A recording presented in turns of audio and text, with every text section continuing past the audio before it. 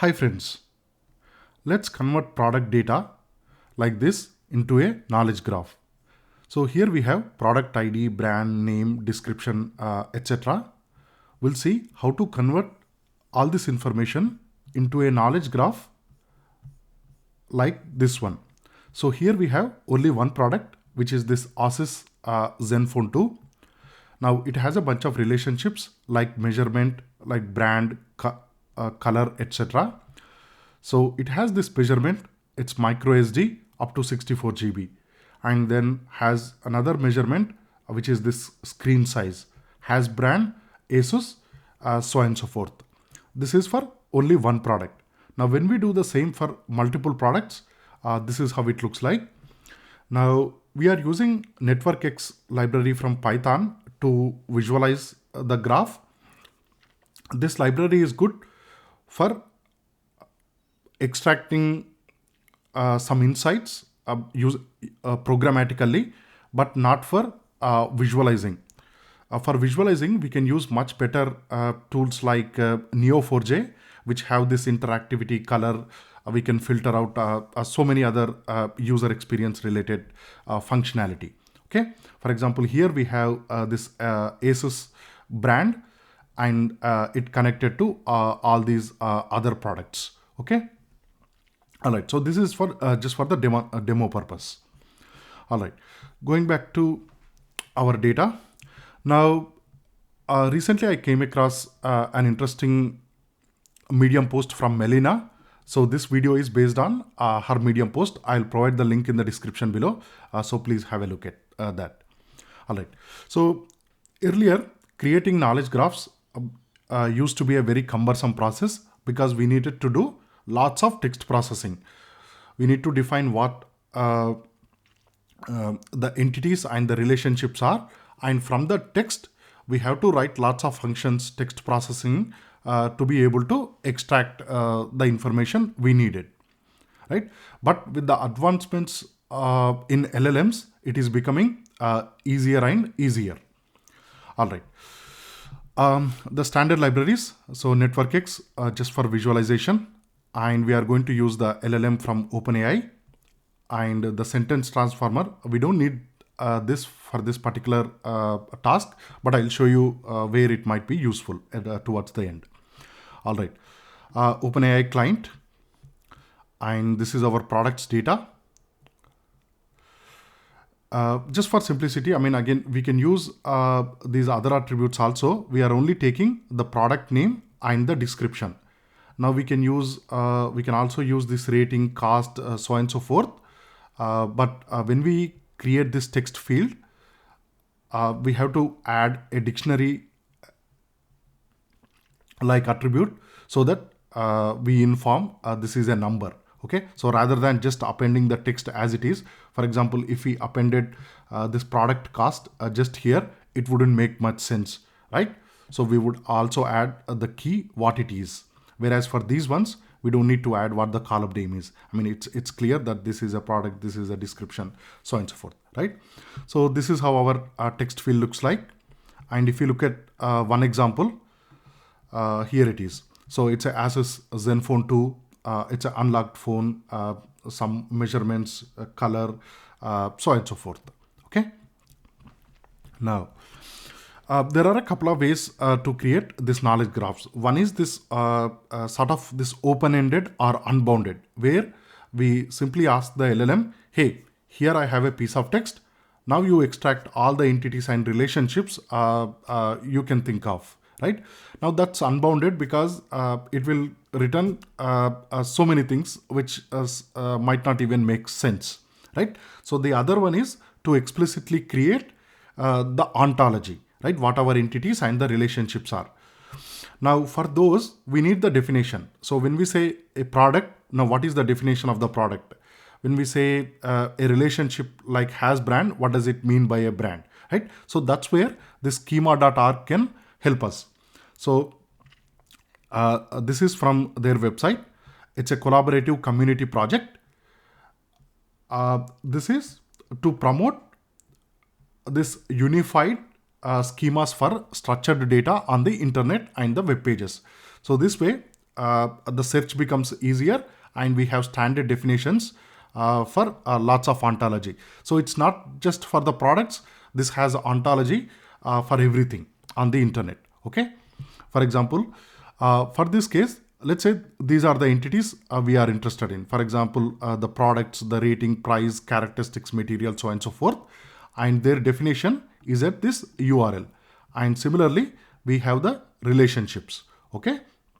And here are the relationships. So let's look at only the one example, the products.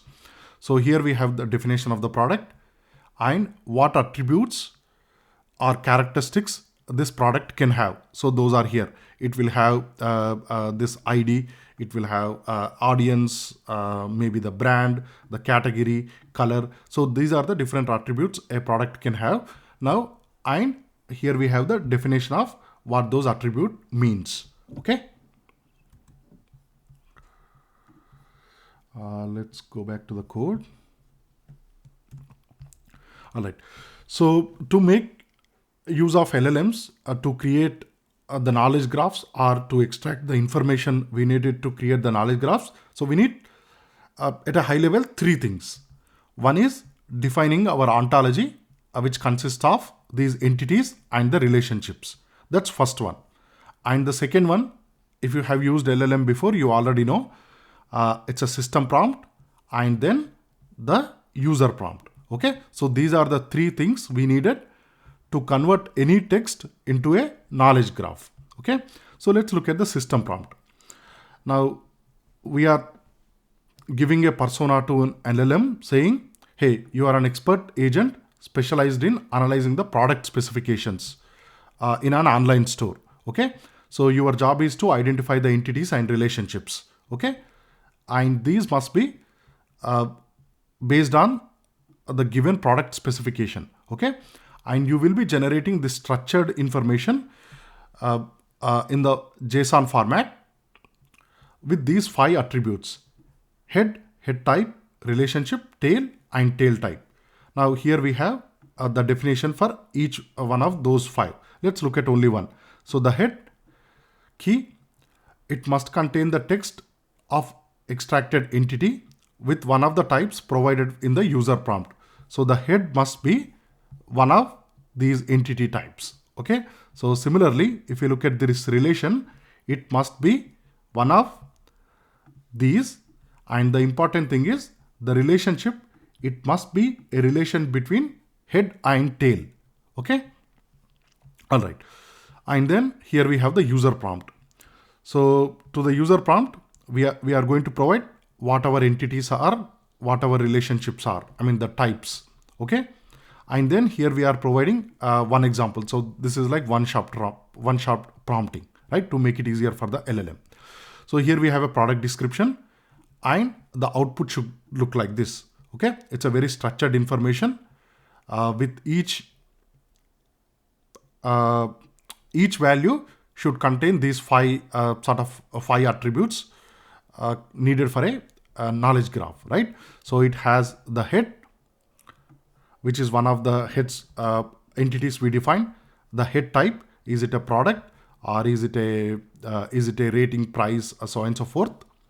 And then the tail type and the relationship between head and tail. Okay. All right. So these are all the information extracted from the provided example. All right. And then here we have this product specification. So we are going to call this OpenAI function for each product one by one by providing its specification. Okay. So this is a standard function, which is this OpenAI chat completion. And our model, LLM model, we are using GPT 3.5 Turbo. Now we can use open source models also. So there, the syntax will be slightly different. We might not have the system prompt and the user prompt. Now this is for OpenAI, but for models like Llama, Mistral, it's pretty easy to achieve the same results. Okay. So we have the role is system. This is the system prompt. And then we have the user role. Here we supply what our entity types, relationships types, and then this is the text related to each product. Okay. All right. So here we are going to call this function for each product to extract the information we needed. So we are looping over all the products. Here I am running over only the top 5, not top 5, the first 5 products only. Okay. And we extract this information. So calling this function. All right. So here we have the relationships, and we are loading into a JSON, and we are adding them to an empty list we have defined, right? So after calling this function over all these products, we will have a text, we will have a list. Each element will have the entities and relationships for each product. Okay. And then we are converting it to a pandas data frame. So this is how it looks like. Okay. So as you can see, it will have these 5 columns: head type, relation type, tail, and tail type. That's exactly what we asked the model to do, right? So here we said the output from LLM should be a JSON object containing these 5 attributes. Here we have provided a bunch of examples. We ran over the products one by one. For each product, we have extracted those 5 items.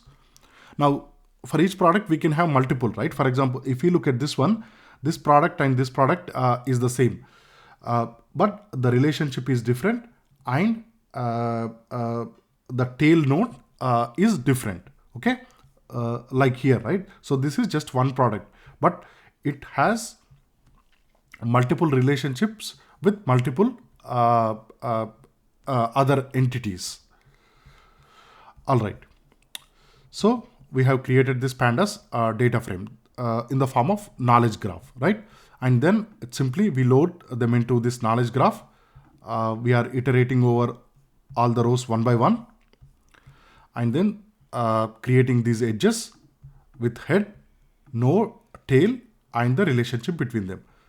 Okay, so we have created the knowledge graph, and then here we are simply visualizing. All this are just simply the aesthetics. Okay, so this is how it looks like. As I mentioned, network graphs, it's not the best product for visualizing, but it has lots of algorithms like finding node similarity, centrality, creating new connections to discover new information, etc. But just for the demo purpose, we are using it to see how the graph might look like. Okay. Now, one more important thing is this this entity resolution or deduplication. Now, as you know, from the text, we are extracting these entities and relationships. Now, let's say we have Apple and Apple Inc.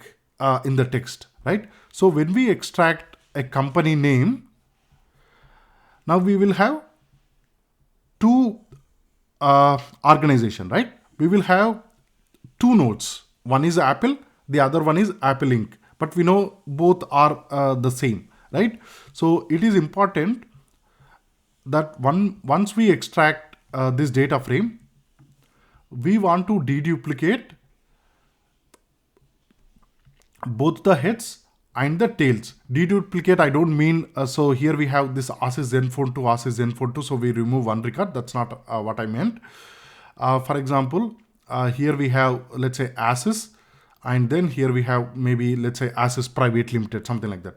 We know both are referring to the same thing, right? So we need to standardize so that they all connect to the same thing rather than creating one node for ASYS, one node for ASYS Private Limited. Okay, so that's what we call entity resolution or deduplication.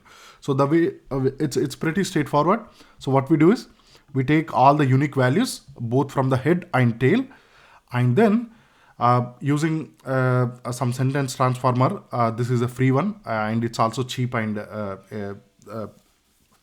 it's not huge in terms of memory. We create these embeddings. Okay, And for every entity, we create embeddings and then we compute the similarity. Okay. If the similarity is above, let's say 0.95 or 0.98, something like that, we are pretty sure that these two are referring to the same thing. Okay. Then we can create a mapping a dictionary so that we will have these duplicates removed. Okay. All right, that's all for this video. Maybe the 30-second summary. Uh, Now it don't have to be the product data. It can be any text. In order to create these knowledge graphs at a high level, we need to do three things using LLMs. So the first one is creating an ontology, which includes the entities and the relationships. We can either define them explicitly or we can make use of this schema.org, which has the standard definitions for a variety of ontology. That's number one. And number two, define our system prompt and define what we want and how they should look like. Okay. And finally, we have the user prompt. Now these two are specific to OpenAI, but other LLMs also we can do pretty much the same. It might not be called the system prompt and user prompt, but it will be the same. Okay. All right. So the user prompt, here we are providing one example, which makes it a lot easier for the LLM to know what type of output it need to create. And then that's pretty much it. So we ran over our products one by one. We extract the entities and relationships. We have converted this into a data frame and we have loaded the information into a knowledge graph. Okay. Thank you very much.